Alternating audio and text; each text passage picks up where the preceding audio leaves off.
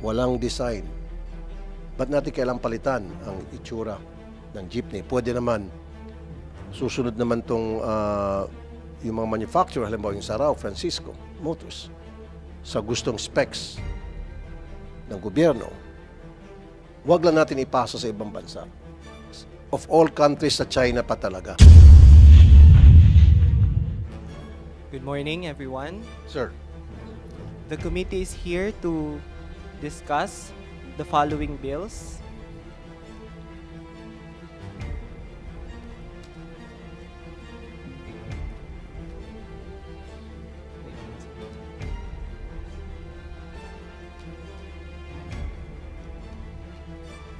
We have Senate Bill 105 by Senator Grace Poe, for an act providing for a just and humane public utility vehicle modernization program with transitory assistance and services rendered to PUV drivers, operators, and stakeholders, appropriating funds therefore and for other purposes.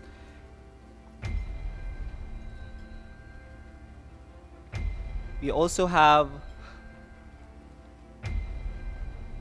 Senate Resolution number 893 by Senator Amy Marcos, resolution directing the appropriate Senate committee to conduct an inquiry in aid of legislation into the need of an accurate and thorough assessment of the Public Utility Vehicle Modernization Program. And finally, we have Senate Resolution number 898, introduced by Senator Raffy Tulfo, a resolution directing the appropriate Senate committee to conduct an inquiry in aid of legislation to the jeepney phase-out. Thank you, Mr. Secretary. May we request the Committee Secretary to acknowledge the resource persons present today, both physically and virtually? Yes, sir. For the National Government Agency, we have from the Department of Transportation, Attorney Rainier Paul Yebra, OIC Secretary and Undersecretary for Legal Affairs. We have Undersecretary for Road Transport and Infrastructure, Jesus Ferdinand Andy Ortega, and Attorney Noel Alarcon. For the Office of the Transport Cooperatives, we have Attorney Christian N. Oberio and Ramil Henderson Orera. For the Land Transportation Office, we have OIC Executive Director Francis Ray Almora.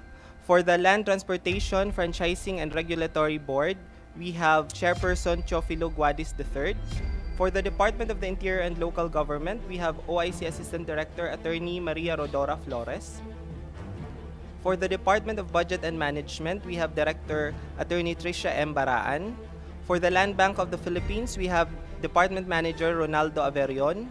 For the Development Bank of the Philippines, we have Assistant Vice President Raquel Anzures. For the Department of Science and Technology, we have Project Technical Specialist Justin Michael Beneraba.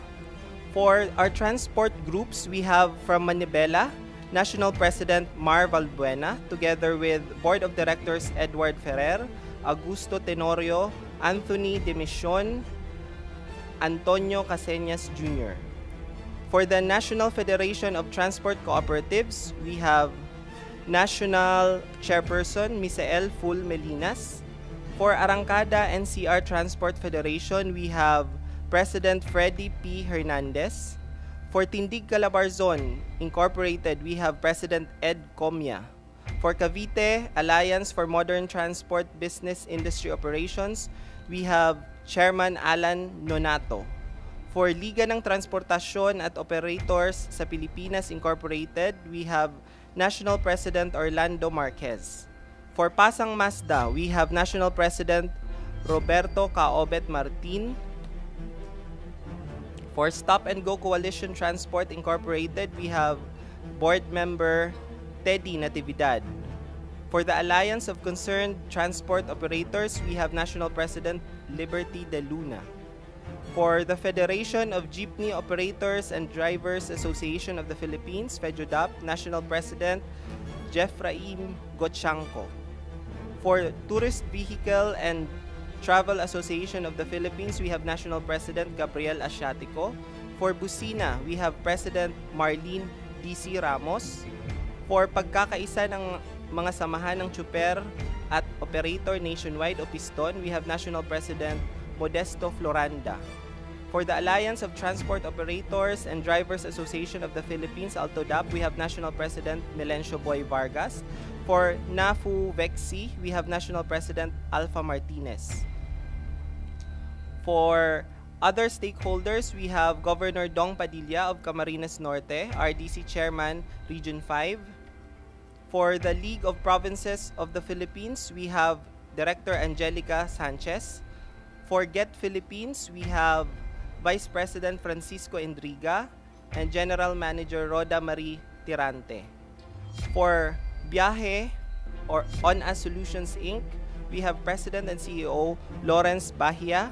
For Sarao Motors, we have Architect Edgardo Sarao and Noel Virata. For Francisco Motor Corporation, we have Chairman and CEO Elmer Francisco together with Dominic Francisco, President and CEO.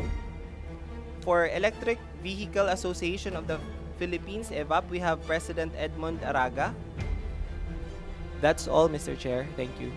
Thank you, Mr. Committee Secretary. Before I proceed, I would like to acknowledge the presence of Senator J.B. Ejercito.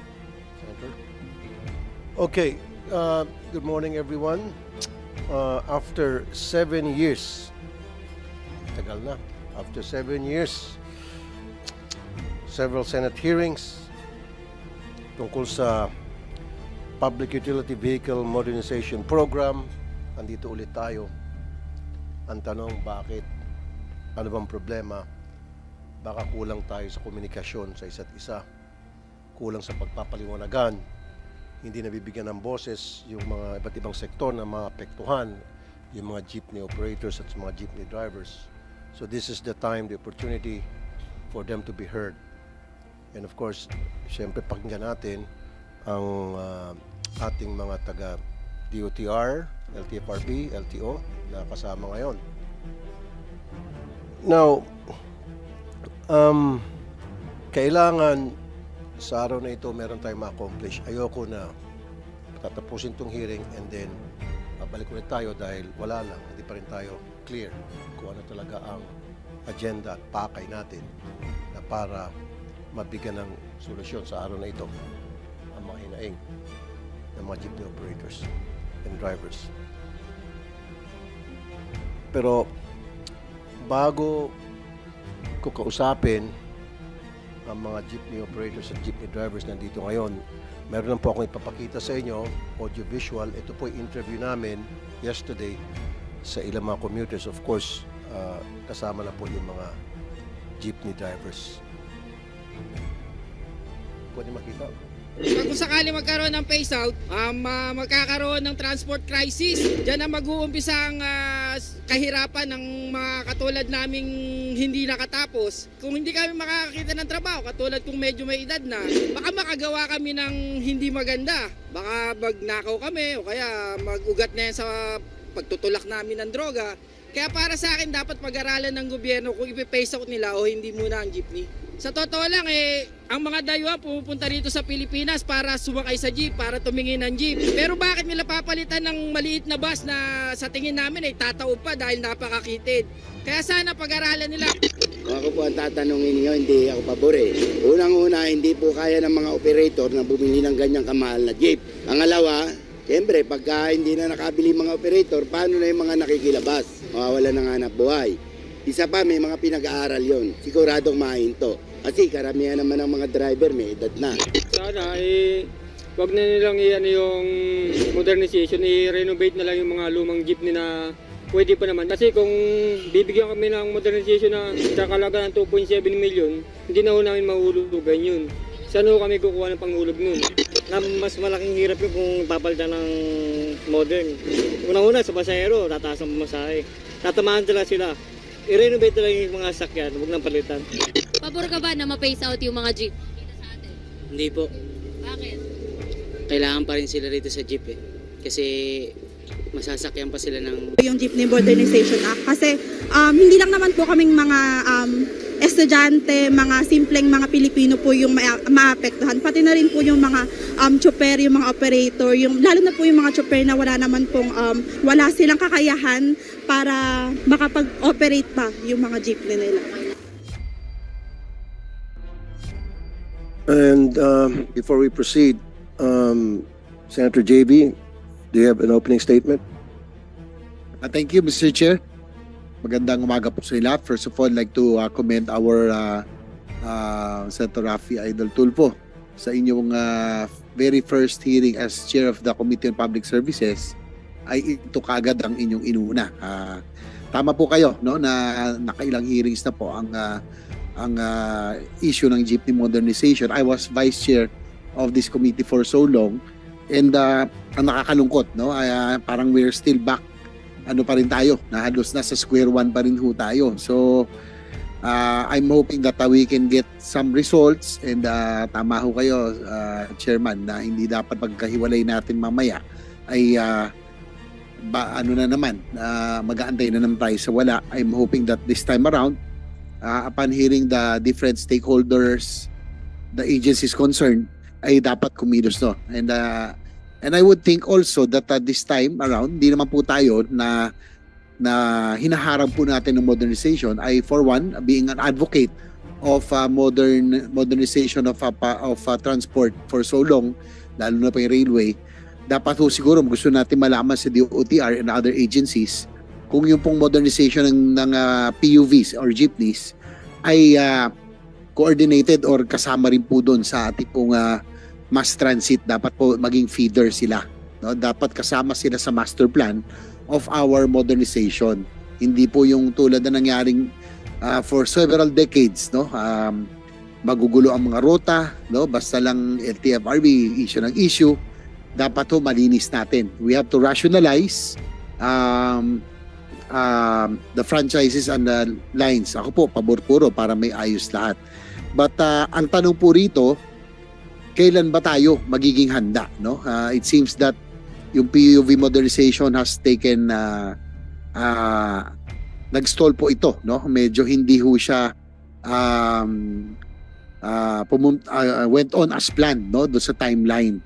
So yan po yung mga gusto natin malaman, Mr. Chair, and hoping that siguro just to give an idea, each year there are about 300,000 cars that are added to our streets. So based on the sales, Mr. Chair, ng ating car manufacturers and dealers, 300,000 po kada taon. In 3 years, that will be 1 million cars that will be added to our streets. So kaya nga po dapat talaga we have to prioritize mass transit, tapos yung mga jeepneys, PUV modernization, kasama po dapat sa master plan as feeders to the railway station. And I think that this is the only way we can really fix the Carmageddon o yung po problema natin sa traffic sa Metro Manila and other urban areas. So sa ngayon po, again, I'm not seeking to put the brakes to the program, nor am I advocating policy U-turn. Instead, I'm seeking a pit stop or a brief stopover. Hanggat hindi ho tayo handa, wag ho natin ipipilit. I would think, Mr. Chair, ang gusto natin malaman, ang key po rito is the financing. No, marami nagsasabi base doon sa inyo pong video pinakita, hindi kaya na operators ng mga jeepney drivers yung pong mga modern jeepneys na pinopropose. So we would like to hear from our financial institutions on what scheme will be made available to our operators and jeepney drivers to make the modern jeepneys available. Yung gawin po natin, siguro kung pwede natin stretch yung amortization nila to make it feasible and reasonable para sa ating pong jeepney operators and drivers. So with that, Mr. Chair, again, thank you very much for prioritizing this issue and topic. Kailangan po natin iayos na po natin lahat in line as we are awaiting for the Metro Manila Subway, the North-South Commuter Line, the railway system. Dapat po yung PUV lines, yung pong mga rota ay may ayos din para po tugma doon sa ating pong overall master plan for our modernization. Again, Mr. Chair, maraming salamat. Thank you very much. Thank you, Senator JV. Again, I would like to reiterate my stand, like I said in the previous meeting that we had. Wala akong tutol sa modernization.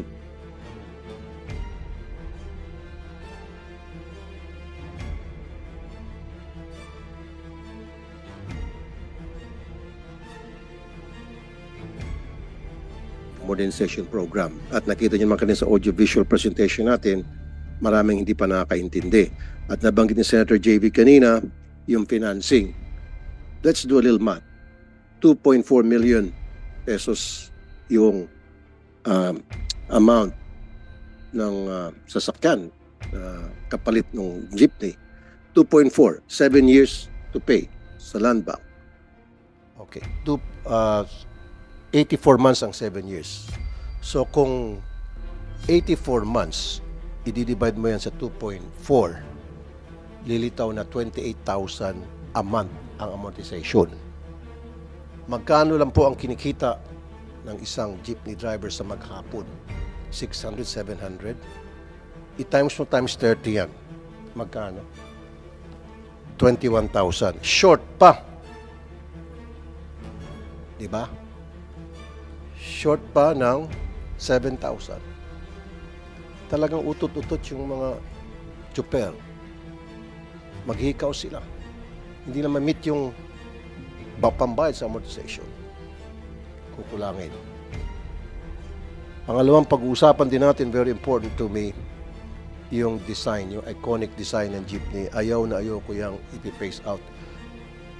Pag nakikita ko yung mga jeep, minibus na nga ang tawag dyan na tumatakbo dyan sa Quiapo, wala na. Wala nang itsura. Walang design. Ba't natin kailang palitan ang itsura ng jeepney? Pwede naman, susunod naman tong yung mga manufacturer, halimbawa yung Sarao, Francisco Motors, sa gustong specs ng gobyerno, wag lang natin ipasa sa ibang bansa. Of all countries, sa China pa talaga. God damn. Diba? Yun po yung nakakainit ng ulo. 2.4 million pesos, that's a lot of money. Kung ganon, bumili na lang yung jeepney operator ng, say, Fortuner. Oh. Halos magkapareho ng halaga. Ganun talaga halaga ng Fortuner, 2.4. And then i-grab nila. O magkano kikitain pag ni-reach nila sa Grab or pinasok sa Grab, kikita sila 1,500 pesos versus 600 pesos. Not practical. Kaya dapat mag-offer tayo ng mga gandang alternative. Dito may paliwanag natin kung paano dapat gawin ito modernization program na hindi nasasaktan yung mga maliliit nating tsuper.